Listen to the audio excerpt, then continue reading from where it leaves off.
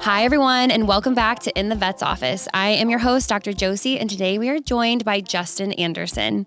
Justin and his fiancee, Scoot, are dog dads to Kevin McAllister and Clark Griswold. You may also know Justin from being one of the most well-known celebrity hair colorists, and he's besties with Kristen Cavallari and often making appearances on her podcast or her reality show, Very Cavallari. If you're not already following Justin on Instagram, you probably should because he is hilarious, and I love his hot takes on all things pop culture. Welcome, Justin. What a nice little intro. I love that. It's so funny when you're on a podcast and people are doing that. I never know if I'm supposed to like chime in or just sit here like a little like vegetable. I'm like, You're like, tell me more. Yeah, I'm like, that's cute. I'm like, that's not true. Yeah. Thank you for having me. I'm so excited to be here. I'm so excited you're here. And this podcast, as the listeners know, is BYOD. Today it's BYO double D. We've got both of your dogs here. Double D's in the house. I can't believe that we have our dogs out. Our dogs are like crazy dogs, but they seem chill right now. They're sweet. They're doing good. Yeah. I think there's like good juju in here. Yeah, they might go crazy in a minute. We had a pet psychic on last season, and we are convinced that ever since then, like all the dogs have been so calm. I think she like Reiki'd or saged the space. I'm so into that stuff. We just worked with somebody with our dogs, and she was explaining to us that Kevin, the little white one who's not here, he might be a little autistic or like have some sort of like ADD. We call that pautistic. Oh, really? No. I call it autistic. I like that. Yeah. But dogs can have that stuff, right? Yeah. Yeah. Oh, absolutely. They're just like humans. Okay. Some come out super anxious. Like they can be on the spectrum a little bit. Okay, so Kevin McAllister, the little white one, is me. Mm-hmm. And then Clark Griswold is my partner, Scoot, like personality-wise. Yeah. And it's like, I'm not sure if they like got that from us or if it was just like if that's just how they came. I think so. And there's like that saying that the longer you've had your pet, the more you start to look like. Yeah. I think that's true too. Definitely. It's well, hilarious. Yeah, and Kevin and I are completely bonded, and then Scoot and Clark. I love that. Well, we'll dive into the dogs, but first we're going to jump into our case of the week. We always start our podcast with an interesting case that I've seen in practice. And this case is from back when I was first starting as a vet. I had been out for like maybe 3 months out of school. It was in Chicago, and I had an owner, she was about my age, come in, and she had this big pit bull named Frank, and Frank was peeing all over the house and getting into fights at the dog park. Frank was not neutered, and this is I'm just going to say it, his balls were huge. I mean, they were like swaying in the wind. He would sit with his legs open, and they would like flop on the floor, and so... Oh my God. And so I told her, I was like, I think we should neuter him. Like, I think that's going to solve these issues, plus like all the other benefits of not getting prostatic cancer and whatnot. Because does that mean like they're like an alpha dog, like too much testosterone? Yeah, they're like full of testosterone. They want to like mark their territory. It's a real thing. It's a real thing. I have big balls and I have a lot of testosterone. Exactly. That mine should be cut off. I don't recommend neutering you, but the dogs I do. And so I said, hey, I think we need to neuter him. And she starts bursting into tears. And she's like, my husband refuses to get him neutered.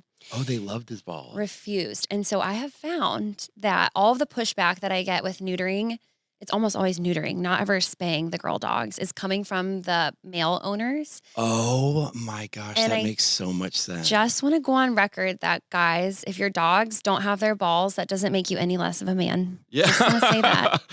So she goes home. She calls me 2 weeks later and she says, Dr. Josie, I just did some research and I found out about neuticles. Do you know what those are? And I was like, I have no idea what those are. I've been a vet for like 12 seconds.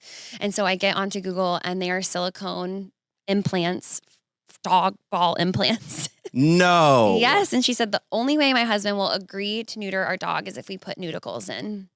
Oh my, that's like some LA shit. Mm-hmm. Wait, this was in Chicago? This was in Chicago. Who cares about your dog's balls? Alpha men, I guess. I don't know. I'm like actually shocked. Not a lot shocks me, but like getting fake balls on a dog is the weirdest thing I've ever heard. I was shook. So I neuter the dog and at the time of neutering, put in the dog ball implants, and the neuter is like pretty quick. But when I put the implants in, I'm like, okay, like I don't want the right to be lower than the left. Like I really took my time to make sure. You're a plastic surgeon too. That's what I said. I said if all else fails, I'll be a plastic surgeon. Oh, I had no idea that was a real thing. It's a real thing. Do you think a lot of dogs are doing that? No. I've heard like through the grapevine, through friends, that like a couple people, like probably maybe like once a year or two will get asked about it. But no, it's definitely not a common thing. That is the weirdest thing in the world. But all that to say, like if your husbands don't want to neuter your dogs and that's what we have to do to get it done, like I'm all for neuticles. How did you even come up with like a price for that? Did you have to like I ask her, and how much do you charge for that? I made her purchase the neuticles, and then she brought them in, and then I just charged a little bit extra for my time. That is wild. I know. So Frank still lives on with his fake balls. Did they look good? Yeah, they look beautiful. And they were like similar size to they were before, or Yeah. a little bit. He went down a little bit. No, we kept them about the same size. He wanted them to be around the same size. All right, so it's just like a boob lift. Or Yeah, a boob exactly. job. Exactly. So that was Frank. And yeah, I haven't done it since. I don't know if I ever will again. But yeah. Are your dogs neutered? They're both neutered. Yeah, they're Okay. both neutered. But I feel like Kevin still has his balls. That's So funny. then what is that? That's a really common misconception. I feel them in the morning. Oh, okay. There's two things going on here. So one, dogs have a bulbourethral gland. So like on like the shaft of their penis are those two little glands on either side. And those get enlarged in the morning or like after they wake up. His wiener is huge. The first time his wiener came out, like, because he humps a lot, like when he was younger, he would hump a lot. Mm-hmm. We screamed like two little girls when we saw he has the biggest wiener I've ever seen on a dog. The Scoot, red right? rocket, it's scary. No, his is huge though. It's like the same size as his body, and it like matches his personality because he's so like alpha, and he's like really dominant. Like he would hump everything. But the first time we saw his wiener, we screamed so that we were running around the house screaming. And then he was chasing us because he thought we were like playing with his wiener out, and he was chasing us, and we were screaming, running from him. But then he couldn't get it back in. It's a shock. And that is like, if it stays out for a long time, it can be hard to get back in. Okay, so Scoot has to push it back in. Yes, that is not a glamorous job, but it's what we signed up for. I could never. He has to push it back in. If that happens, a little bit of water with sugar in it will help. Oh, or really? lube. Yeah. But water with sugar will help it go back in. Okay, so what I was saying is in the morning, Kevin sleeps like on my head. Like we're like really connected when we sleep. Mm-hmm. So in the morning, like I start to like rub his belly or whatever. And he has like a morning wood. Like that area is like hard. It's just blood flow. Oh. Just like human. you guys.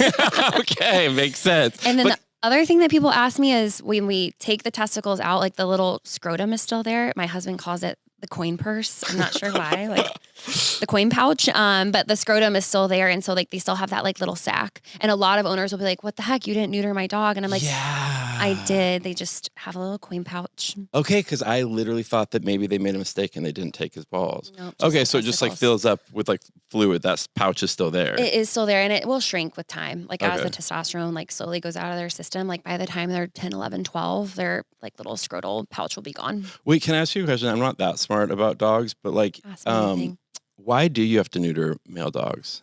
So that they can't get girls pregnant? Yes. A, I don't want to be a grandparent just yet. And then B, a lot of like behavioral issues, like getting into fights, marking. And then the big thing is they get prostatic disease if they're not neutered, and certain kinds of cancers. So that's that's the big one. Okay. Yeah. The downside to it is they can get like, they're more likely to get fat. Oh, really? Because they don't have all that testosterone in their system. And so. Wait, so if they take the balls out, they're likely to get fat? They're more likely to put on weight. Oh. But I'd rather have like a muffin top on my dog than them getting cancer. Kevin's getting chunky. He's getting chunky right now. He's getting big, but I love him bigger. Well, that's another question that I wanted to ask you. You have to really monitor their weight, right? Especially when they're smaller dogs. Yeah, any dog, it's important. And how old is Kevin? He's 4 years old. It's like human years. Very classic. Oh, you're 28 and dog years. About to hit have his 30th birthday soon. So exciting. We can't wait, actually. He was like an insane teenager. I can't wait till he's in his 30s. We're so excited for his 30s. It's really classic that once they're neutered and then they hit true adulthood, like 3, 4, 5, they start to pack on the LBs. Okay. Their metabolism slow. Exactly. Oh my gosh, this is so wild. Yes. So we really like a lot of times when my patients come in around like 4 years old, I'm like, whoa, we got to like get you on Weight Watchers. Okay. So then that's where he's at. Yes. Because we took him recently to our vet and she was like, he put a little bit of weight on. And I was like, we're not going back to her. She's rude. How dare she? Yeah, Did she body shame him? Yeah. Because if it was up to me, I would have him be like a little chunker. Right. I love when he's like bigger, but it's not healthy for them, right? Yeah. I mean, a little like I'm looking at him and he is not obese by any stretch of the imagination. So if he was like morbidly obese, I'd be like, listen, Justin, I don't care what you like. We have to have him lose weight, but like a little like cushion is fine. Yeah. Well, in his defense too, a lot of that is fur. He's actually a lot smaller than that. Yeah. But I can feel his body's getting thicker. Well, and as he gets older, he's kind of like all the guys in my family, we get like barrel chested as we get older. Like our chest area gets bigger, and that's kind of what's happening to him. Like his body area is just getting really thick. Big balls and barrel chest. Yeah, he's a big boy. He's a big boy. Oh my God, I love him so much. I never want him to die. Oh my gosh, we talk about this a lot. It's called anticipatory grief, where you like think about them dying. Just the other night, we were laying in bed, and I just started crying out of nowhere because I was like holding him and like cuddling with him. And Scoot can't deal with my emotions because I'm like really up and down. But Scoot was like, "What are you crying about right now?" And I'm like, "I'm just thinking about when we don't have him anymore." And I want to lose my shit. To be honest, that's why I never really wanted a dog as an adult, because I'm like really afraid of death. Like it freaks me out when I'm attached to somebody. So I think about it daily. Yeah, it is. You can spiral. I totally get it. Like I think like about just driving in the car, I'll think about it and I just start crying. It's awful. Yeah. But you just have to think like, well, we get them to bring joy into our lives, which they do. So I try to 90% of it should be focusing on the joy. But think about all the wonderful years that you got, that you have and still have with him. And all of that is worth the heartbreak that you'll have after. Yeah, he's going to be stuffed for sure and put next to my bed for the rest of my life. No doubt. No, for real. He's going to be right there. Well, then I was telling Scoot too, I was like, I wish we could plan it out where we all win at the same time, Yeah. So then sometimes I have morbid thoughts. I'm like, should we all just go drink now? The Kool-Aid? Romeo and Juliet. Yeah. As your vet, I don't advise that. No, but, I'm totally kidding, but not really. I completely understand though. And then I've had a pet pass away and I was like, I'm never getting another dog. Oh my God, I can't can't even think about how I'm going to be. It's really going to be a huge issue. It is. It's, that will be hard. I could sugarcoat it, but no, I know. Harder than probably anybody in my life, because a lot of times with I don't know. No, humans are a big deal too.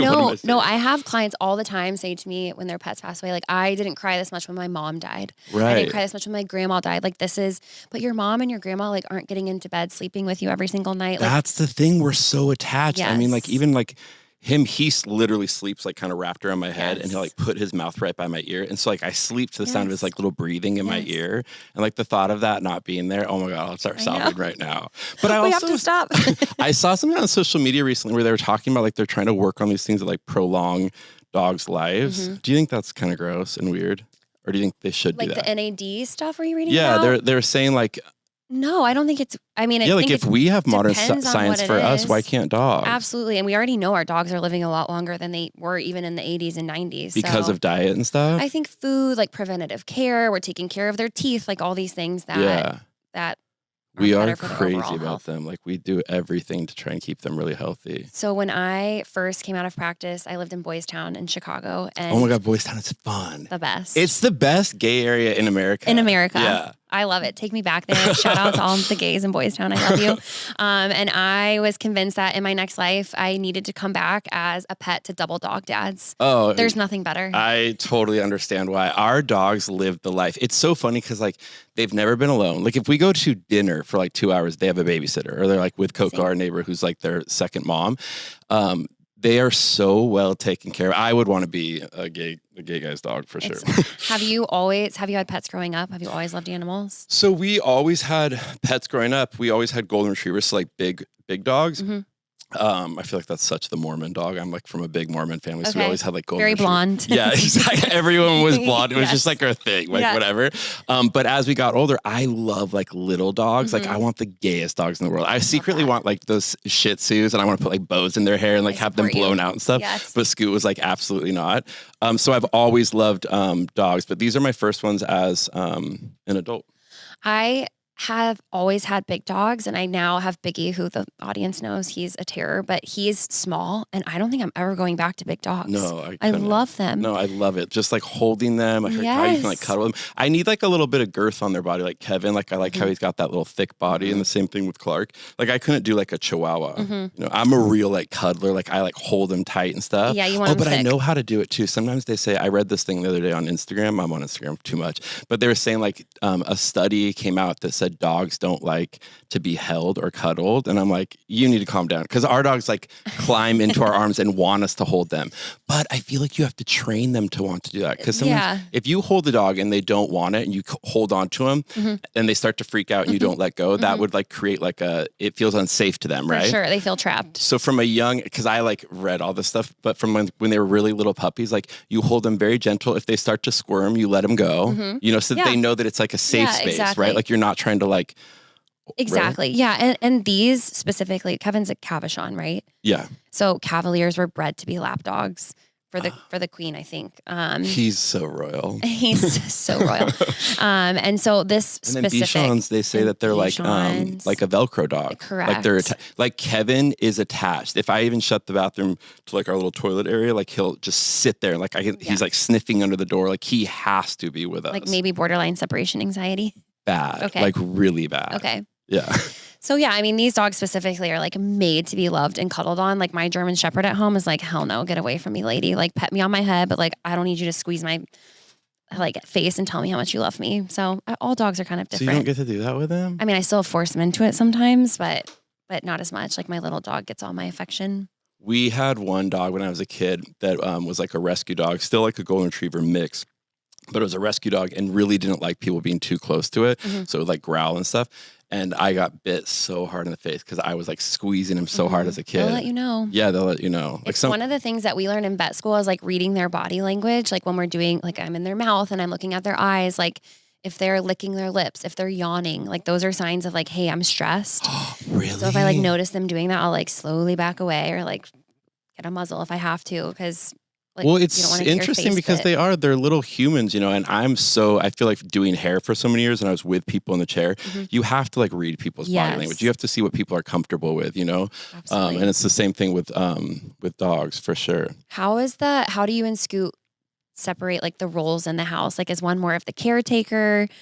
I'm like if you had to stereotype dads and moms, I'm like the dad. Okay. Like I'm like, they think of me as like playful. Like I have like a big loud personality. You bring the fun. Yeah. So they get really, really excited with me. But then when I like will lay down to watch a movie, they'll come and like lay on me and hang out with me. But Scoot is like takes care of everything. And it's kind of sad because he does all the really like all the work. And then they kind of will favor me at like the cuddly fun times or like playing, you know? Scoot, I relate to you. Yeah. It's not fair. Like I feed you, like I birthed you. And you don't even give a shit. You just want to hang out with my husband. Yeah, it's kind of funny. But we definitely have like our two roles with them. Yeah. I'm sure all the human moms out there are probably listening to this like, yep. Yeah. We get it. It's a thing, right? Yeah. It's definitely a thing. When you guys, I know you travel a lot. When you travel, isn't it the worst thing ever leaving your pets? Oh my gosh, it's really hard. And we actually do travel a lot. And just this summer we traveled for a long time. We go to Nantucket for a big stretch in the summer with like family and stuff. And we've taken Kevin before. This summer, Clark is new. We just got him like around Christmas time. Okay. And he's kind of too young to take on a plane. And then like in Nantucket, we like go to the beaches and we hang out. There's tons of dogs around. So we got nervous. So we left them home this time with Coco, our neighbor. You're so lucky to have Coco. Yeah. That's amazing. It's the best thing in the world. Like that's why we don't like worry at all, you know, because Coco is literally like their mom. So we never get nervous about it, but it was really, really hard. Same thing in Nantucket. We'd be like drinking at dinner and we'd start talking about the dogs and both of us start tearing up. Yeah. It's awful. It's so embarrassing too, because I never wanted to be this person. I'm like, this is so freaking queer that I'm like at dinner crying about my dogs, but it's a real thing, you know? It is so real. And when we got home, because that one was like a long stretch. So we were gone for like a month and then we got home. And that's also why Kevin, I think, will not leave my side, like in the house. Like he like sleeps on my head, like really, really close because they get nervous that you're going to leave again. Yeah. Do they know when the suitcases are coming out? Oh, yeah. That's the worst. You can feel their energy. They're staring at the suitcase. They like keep coming around and sniffing it. They'll like sit in it. Yeah. They know what's happening when we're packing. 100%. Because we do go on a lot of like little trips and stuff. And so, yeah, they definitely know. If I didn't have a pet sitter that I like loved and I knew my dogs loved, like I think I'd be a recluse. Oh, I would never leave my house. We would never leave our house if it wasn't for Coco, for sure. So Clark is new. How is it going from, because a lot of listeners will ask me, can I ask you one question really quick about the vacation thing? Please. Do they understand time? Like, do they know how long that is? I have no idea. I wish like I sometimes knew. People will say like, oh, if you leave the house, the dogs don't know if it's 5 minutes or 7 hours. Is that true? I I think they have some concept of time. Like no matter what, they're excited to see you, right? Whether it's been a week or like you just went to the grocery store. So I think that is where people maybe get a little confused, but I think they have some concept of time. Yeah. Because they came in like screaming when we got home after this trip. I bet. Like Kevin was on my chest, like howling. Screaming at you? Yeah, it was like the cutest thing ever, but then also broke my heart. That's a cavy. Cavies make those noises like that. Rah, rah, rah, it's like so squealing. Cute. He wakes up in the morning and does it like to kind of like get me going and stuff. It's the cutest thing in the world. Oh my God. So a lot of listeners will ask me, hey, I have one dog. We're thinking about getting a second. Like we don't really know how it's going to go. I have found that it usually goes great. What was it in your guys' experience? Like, how did Kevin handle it? So for a while, I was like begging to get another dog, and Scoot was like, no, it's so much work. And like, we have it so good right now because Kevin was so good as like a single dog or whatever. And I was like, I would just feel so much better if they had someone to like play with in the house, blah, blah. We went through this whole thing forever.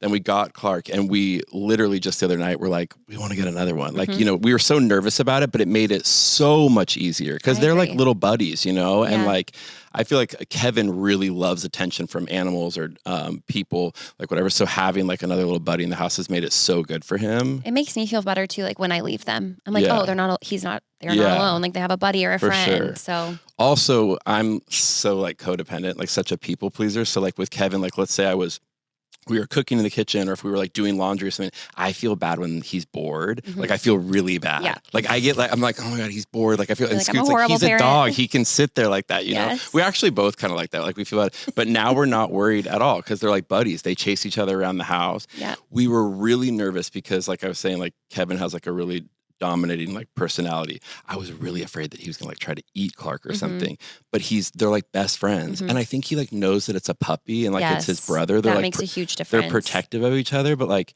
Kevin is insane about his ball. Like will throw the ball all day long, never gets tired, right?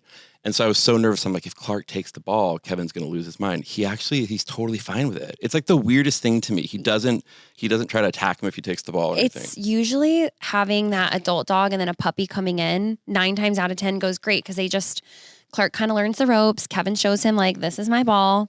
Like they just figure it out. They have their little like hierarchy. So it usually works itself out really nicely. And it's funny you say that because I do have a lot of owners that are like, they feel guilt when their dogs are like, just chilling, and dogs sleep like 18 hours a day. Well, that's the thing. Well, I'm like, whose dog sleeps 18 hours a day? Our dog does not sleep, but it's true. They want to just sleep and relax. Yes. But like, we feel bad. Kevin, though, has like little human eyes. So, like when he looks at you, it's like, it's like human eyes. And he like looks at you like, I'm fucking bored, bro. Like I need to do something. I feel so bad. Yeah. I'm trapped. Yeah. So it's helped so much to have the 2 dogs. That's interesting that he likes to fetch. That's sort of unusual for Cavaliers and Bichons. Really? He is insane to the point where like that's where we kind of thought that maybe he is like a little bit autistic because he like gets obsessed with the ball. Like it's like this weird obsession. Kind of like neurotic about it. Neurotic. Like when you kind of stop throwing the ball for him, he starts like doing this weird little moaning thing. And he's like staring at you almost like he's like nervous. And I'm like, Kevin probably has some anxiety. I mean, it sounds like he has separation anxiety, like maybe just generalized anxiety,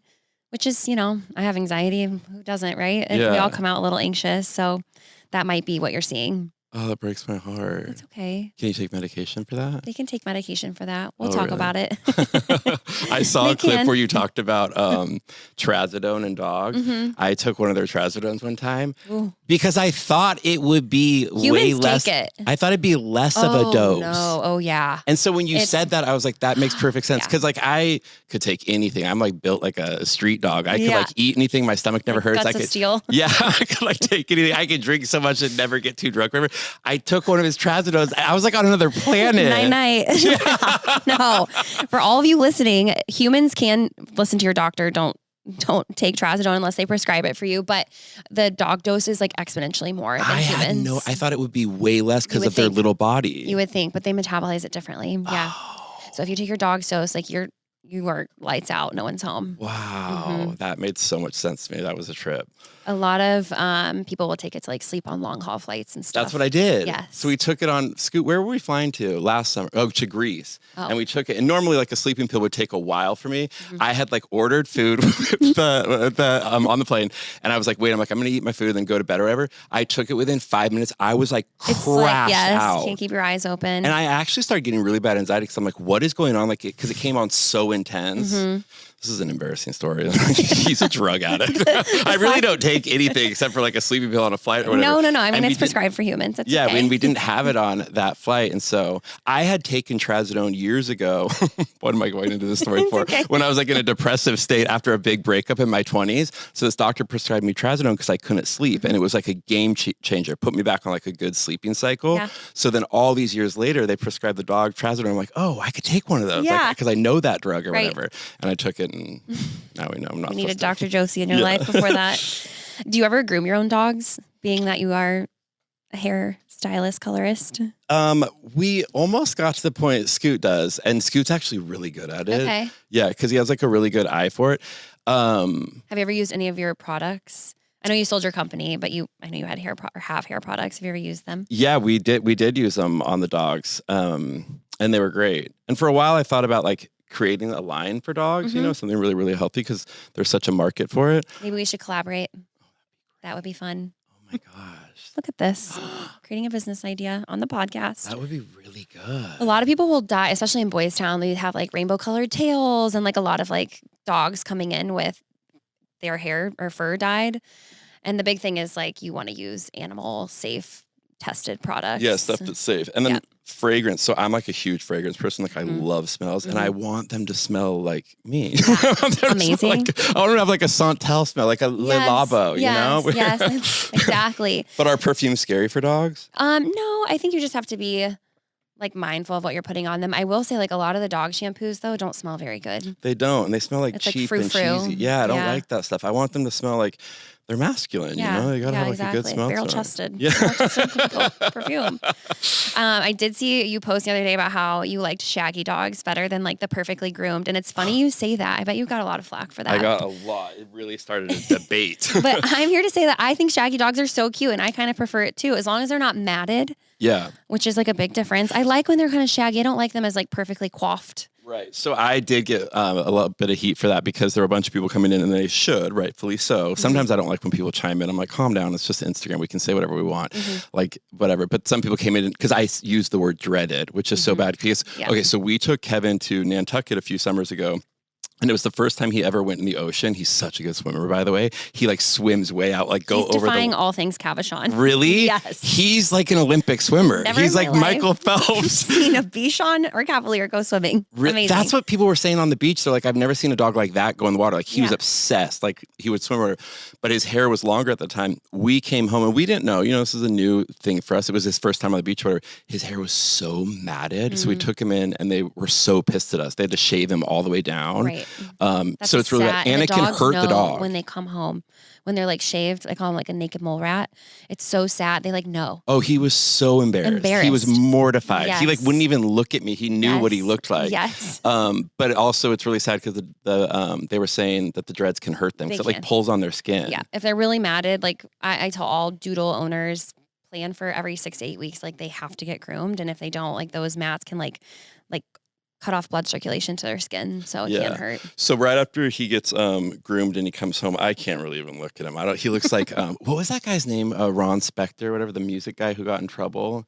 It's such a niche person, but anyways, his hair is all like fluffy and like combed out, and I'm like, don't even look at me, Kevin, because I like when it gets a little moisture to it and a little perm almost. Yes, yeah. I like when it has like a little bit of a curl to it. Yeah, I agree. I think whatever's happening right now is perfect. They're adorable right now, right? This is great weather for them too. There's a little bit of moisture in the air, so like it curls up. I love that for us. They look amazing. Anything I always like to ask guests, is there anything funny that you guys do in the quiet of your own home behind closed doors that you're like, this is so embarrassing, but like people will sing songs to their pets or like tuck them in a funny way, or like we are the most embarrassing, or I am. Scoot just pointed at me. I'm like, it's so embarrassing. Like I really talk to Kevin, and, you know, I think he understands everything that I'm saying. You know, I think that he understands my language. Yeah. Like, we talk, but he loves, I can do like a really high pitched voice that's actually like creepy. I'm not going to do it right now. Will you do it no, for it's so embarrassing. But you have to. Oh my God. I can't do it on, wish, wish, wish. Oh, he loves it. No, he literally just started running towards you. Oh. But when I talk to him in that really annoying, like Minnie Mouse girl voice, he gets so excited. He just bolted to you. Yeah. That was amazing. He loves it. Oh my gosh, it's so cute. But then I also read, I read way too much about dogs, but I read that people were saying that like dogs really love when you do the high pitched voice to them. They love it. I think they love it. I know we sound ridiculous, and like I'll be talking to dogs in front of their owners, and I'm like, I know this person thinks I'm insane, but the dogs love it. It makes them feel calm, and it's like a sweet, sweet voice, right? I can get really, really loud. Like Scoot and I actually have such a great relationship, and we never fight in the house. So we're never like yelling. But I'm a very loud person. Like in the morning, I come out and I like love to sing a show tune. Yeah. Yes. And Kevin's always been really good with tune. it. Yeah, I sing really loud in the morning. I'm like really loud in the morning. But Kevin like loves it. Like he's so getting excited. Amped up. Yeah. But Clark, it freaks him out. Like Clark's our little scaredy cat. You've got like the anxious dog, and then you've got like he just wants to chill. You guys are like, it's so funny. It's literally Scoot and I. Like that is crazy. These are our dogs exactly. That's amazing. I love it. Okay, we're gonna play Who's More Likely To with Kevin and Clark. So, who of Kevin and Clark is more likely to poop in the house? Clark, and he does it out of like. Coco's pointing to Clark. Yeah, he gets nervous. Oh, it's a nervous poop. Yeah. That's sad. My little dog at home, he tries so hard to make it out to the bathroom, and he'll be running, and then he'll stop, and he'll just drop one little like ball on the way out to the bathroom because he can't hold it, make it out to the door. It's so funny though, because Kevin, I think he's such a people pleaser, and he wants like people to like love him. He wants to be like a show off. So I think he would hold a poop for 10 days if he had to. Yeah, they're just like mortified. To not get in trouble. Yes. Yeah, he's kind of like a gay man, but he's actually very straight. But he kind of seems like a gay man. Like he's very like clean and particular. Like I don't think he would poop in the house just because of hygiene. Yeah. Metro straight man. Yeah, he's very metro. What is Clark? He's a little pussy. Asexual? Yeah. He could be asexual. Yeah, we don't really know. Scoot just said that spot on. Okay. He's asexual. Poor Clark just looked up. Do you know why this is such a fun thing to do? It's because we all love to talk about our dogs, you know? Right. So clearly like your listeners are probably dog people. So this is like fun conversations. But it's like I'm so aware, like I try to be so self-aware, like don't talk about your dogs too much, but it's my favorite conversation. This is what this whole podcast is about. I love it. I know. What a beautiful space for all of us. Welcome. Yeah. Okay, who's more likely to go on a hunger strike? Kevin. Kevin's not food obsessed. Clark is like food obsessed. Now, will he stop eating when they go on vacation? No. He'll just, that is very Bichon of him. They will not eat they'll skip many meals. He will do that. He's knows what he's doing. He's a game player. He's manipulative. He knows what he's doing. Strategy. It's all strategy with him. Like he's so weird, the stuff that he'll do to get what he wants. I love that. It's like crazy. I love and that. he like mopes, like when he's not getting something he wants, he'll sit in the corner and just go and like stare at you till you look. Yeah, like the deep sigh. I can't stand it. I'm like, you so want for nothing. My dogs will go the deep sigh. Okay, who's more likely to bark at the mailman? Oh, Kevin is the biggest barker in the world. It's actually a real problem. Okay. He barks at like everything. He barks at the TV like crazy. Does he watch the TV? He watches the TV. Clark watches the TV a lot too, but Kevin will just always see if there's a dog or a horse or like a chicken on the TV or something, and he loses his mind. They say that's a sign of high intelligence in dogs, if they can pick up other animals on screen. Einstein, baby Einstein. Yes. He is the smartest dog in the world. I believe it. He's a genius. He would rule the world if he could just find his words. Oh my gosh, Kevin for president in 2024. Who's more likely to hog the bed? Clark is very not aware of his like space. Like Clark will just like fall onto you like throughout the night. Like Kevin will pick a spot and he'll stay there all night. Okay. Clark moves around all night and like he'll just like fall onto us and like nuzzle into you. Maybe more so it's Clark. Yeah. Clark Griswold. Who's more likely to ignore you when you say no? I would say Kevin, and I think Kevin's like teaching Clark bad habits. Okay. They both don't listen. We like have the most rowdy little kids in the world. Like if they were our kids, they would be the kids that people would leave and be like, their kids are insane. They don't discipline. No, there's no discipline at all. And it's like having dogs has taught us like we're not supposed to have kids. There you go. All my siblings are having kids now. Like I love being an uncle more than anything. It's my favorite thing. But like kids, I would have nightmare kids. How do they do with kids? The dogs. Yeah. Oh, they're great, actually. They're great, right? They're great with, yeah. Yeah, they're good with kids. That's good. So if you ever do decide. I mean, I would know if they weren't, I guess. Like when my nieces and nephews come. Yeah, they're really good with them, actually. Yeah. Who is more likely to be a couch potato? Sounds like they're both pretty active. They're both, well, they're literally like, so I would say Kevin, because Kevin's like me. Like I'm either crazy hyper, can't sit down doing tons of things, or like I love to be a couch potato. Just and rotting. I'm really good. I could rot for days. Like once you give me the okay, yeah, like when I have nothing else to do. And Kevin's the same way. Like Kevin will like cuddle with you and just like hang out. It's Kevin. Okay, Kevin. And who's more likely to sneak a treat off the table when you're not looking? Sounds like it's Clark, because Clark is just like really food obsessed. Like he's food obsessed. Those are usually easier dogs to train. Oh, really? If they like really are motivated by treats, then usually you can train them a little easier. I feel like Kevin would be tough to train. He's like stubborn, like strategic about when he eats. No, there's nothing you can do about Kevin. He's smarter than us probably, and we got a problem. Oh, he thinks we're so dumb. Yeah, like you peasants. Yeah, he like gives us the dirtiest looks. One last thing I wanted to ask you is, you have been with a lot of celebrities. Any celebrities where you're like, wow, they're amazing dog parents, or like any interesting stories from your time working with them and their pets? Yeah, I in my career, so my whole career was like doing celebrity hair color in Los Angeles, and I really worked with like every celebrity I ever dreamed of. Like I had a fabulous clientele. And but I found that the people that I connected the most with, like my clients who I had forever, were dog people. Dog people, it's a certain breed. Like I don't know, it's a certain type of person. Yeah. So a lot of my big celebrity clients were really good with dogs. Jennifer Aniston is like such a dog person. Okay. How many does she have? Multiple She dogs? has, I think like 3 right now. Okay. But she's really into like the rescue stuff, like on her social media and stuff. She's just a real dog person. Amazing. And I love people like that. They have like a big heart. Yes, for sure. And Miley Cyrus is a really big into rescue and taking care of dogs and super connected. Chelsea Handler is constantly rescuing. What's that type of dog she has? The big furry looking. I don't know.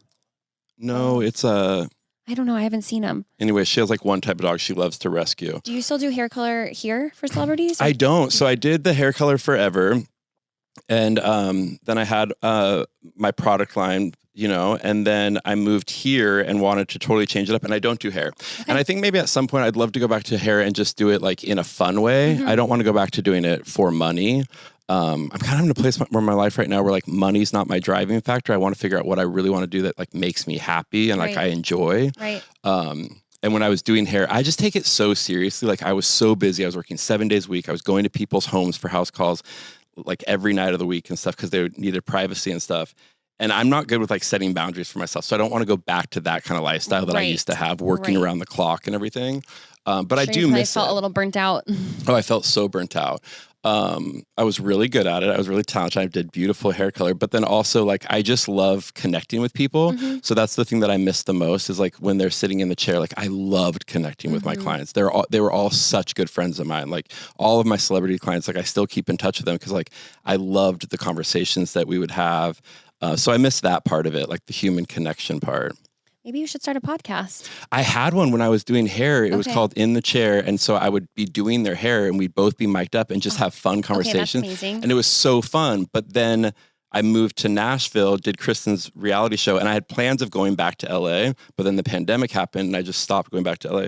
So yes, I kind of want to go back into that because I love it. I love chatting with people and going deep with people. Deep.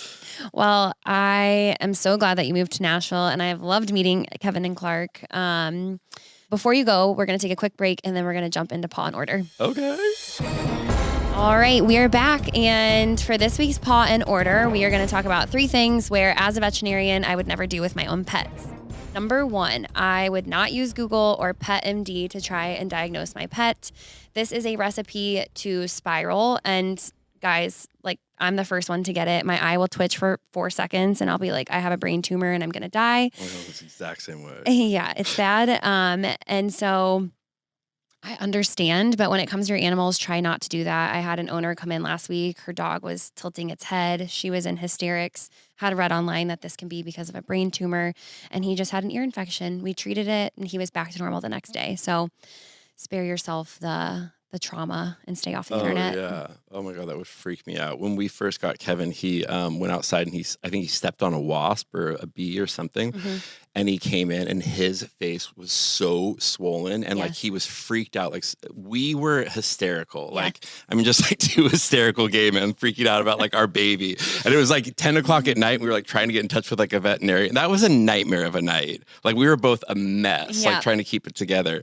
But I was going on I was Googling it and the things that they were saying. I'm like, who is putting this information that they're like, get them to the hospital immediately. They can die. Their throat's going to close up. And I was like losing my mind. We're like running around the house. Yes. We ended up finding a veterinarian in our neighborhood who helped us out. It definitely can send you down a rabbit hole. And it's like, okay, you know, your dog needs to be seen and get care. But like in the interim, it just turns you into like a total psychopath. So it's so funny because Scoot is like a total hypochondriac and he like really freaks out about anything bad that happens. And like where I'm more like, I had parents who were like, you broke your leg, you're fine. You can walk to school. You know, just walk home.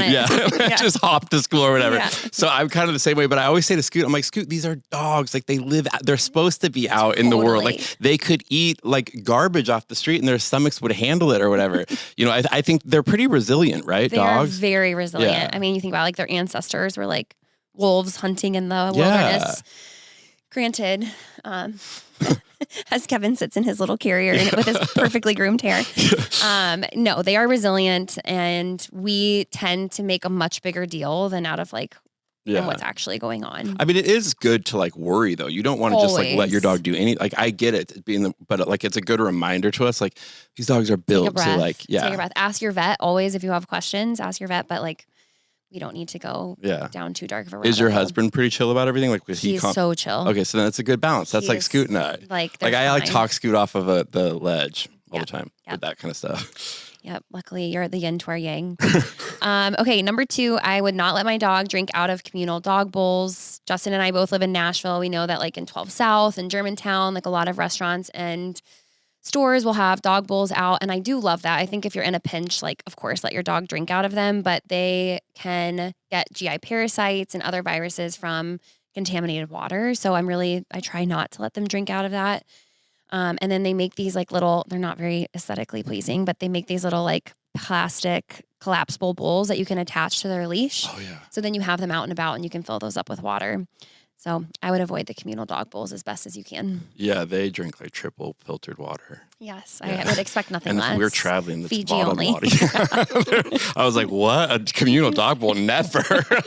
I don't even think they would do it. I think they would actually kind of be grossed out by it. They're so snobby, our dogs, like snobbier than Scoot and I. Like we're actually kind of chill, but I don't think they would drink out of a communal bowl. I think they'd literally look at it and walk away. I know Kevin would do that. He wouldn't do it. Kevin would be like, absolutely not. He is spoiled. Like, does he not know about reverse osmosis? Okay, number 3, I would not go and buy new shoes and then leave them out. Just kidding. I just did that and I deeply regret it. My dogs haven't chewed shoes in years and I just went and bought a fabulous new pair of shoes. My brother-in-law is getting married this weekend and I came home and the heel is completely ripped off and chewed to shreds. And I thought maybe it was my big German Shepherd, but it wasn't him. It was my sweet little dog who's never done anything wrong in her entire life. The listeners know Saya, yes. And she just went for it. And I can't blame her. It's my fault. Like I left them out, but this is just a reminder. They are dogs. They're unpredictable. So anything nice that you don't want messed with, keep it up.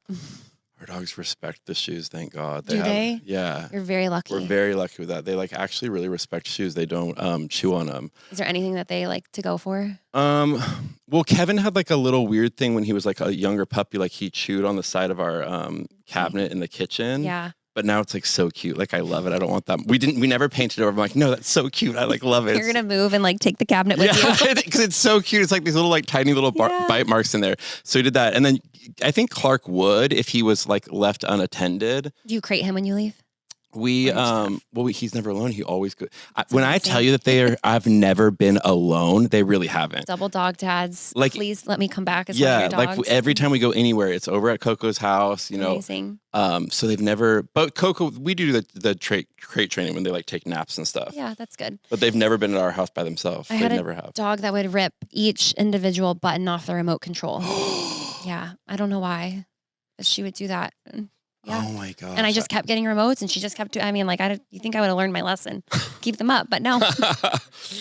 So, anyways, keep your nice things up if you don't want them to get chewed, even if your dogs never chew, because they will surprise you.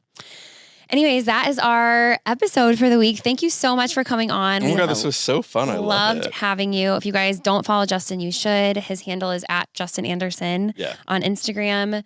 He is very active on there. So, oh my God, too active. I enjoy it so much. I love that for you. I'm scared. The DMs I'm starting to get with this podcast are kind of crazy. Oh, the DMs are crazy. I mean, I could go into a whole thing with that with you. It's just, it's hard, but I love it. Once you find the right community, and I think you can kind of nurture your community too, set boundaries for yourself. You say things to people, I appreciate your feedback, but I completely disagree with you. Right. But you can kind of set boundaries and stuff. And I really feel like you can create a really great community. Agree to disagree. Yeah. But it's funny. I mean, you're in that world where people have dogs and kids. I cannot believe the amount of unsolicited feedback that people get. People feel very strongly. Oh my gosh. When I watch my friends have a kid and they're on social media and then I see these comments that people write, I'm like, who are you, by the way? To they're not, whatever. It's crazy. So I can't imagine. Yeah.